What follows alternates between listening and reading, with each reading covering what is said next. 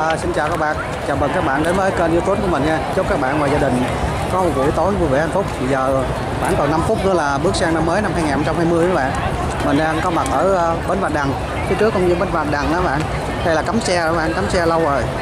Bây giờ đang chuẩn bị bắn pháo hoa nè, còn 5 phút nữa. Ta tụ tập từ phố đi bộ ra đây nhiều lắm bạn. Ở đây đa số là người dân người ta đi bộ không à, không cho xe vô.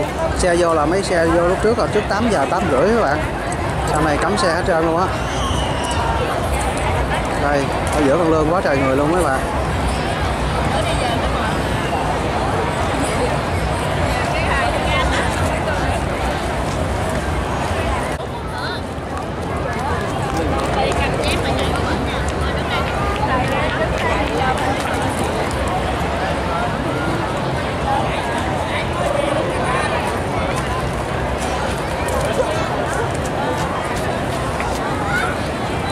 Hướng này là họ bắn pháo hoa các bạn, hướng bên bờ bên quận 2 á.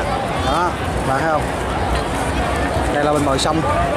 Phía kia bên quận 2. Mình đang ở đây mình bắn, mình quay cho các bạn chứ mình không biết hướng nào nữa.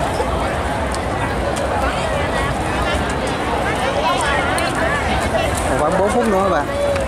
Nhạc ở phố đi bộ là tắt rồi á. Đó, phố lộ hướng bên đây bạn, hướng cái tòa nhà trắng trắng đó, tắt rồi. Nhạc ở bến Bạch Đằng cũng tắt luôn rồi, chuẩn bị bắn pháo hoa các bạn. Chào đón năm 2020.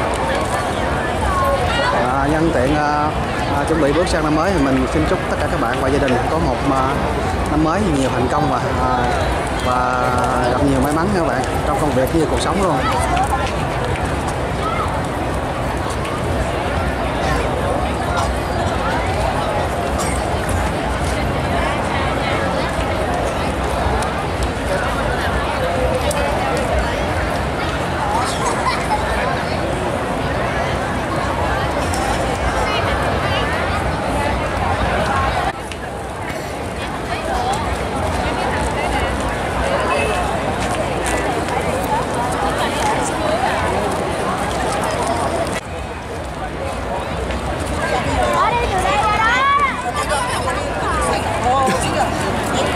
Mọi người đang chờ mấy bạn, còn khoảng 1 phút nữa.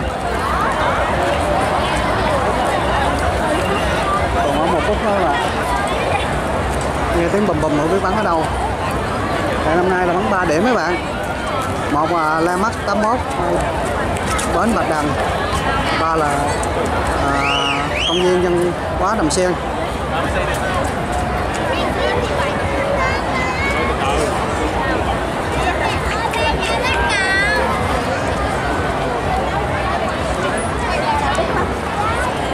Mình không biết hướng nào nữa các bạn ơi. Đó, chuẩn bị còn mấy giây nữa các bạn.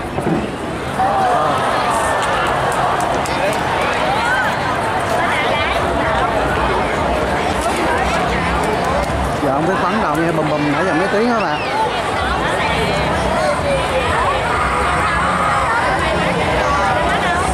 Người ta đang hào hứng là nãy có mấy tiếng bùm bùm đó các bạn.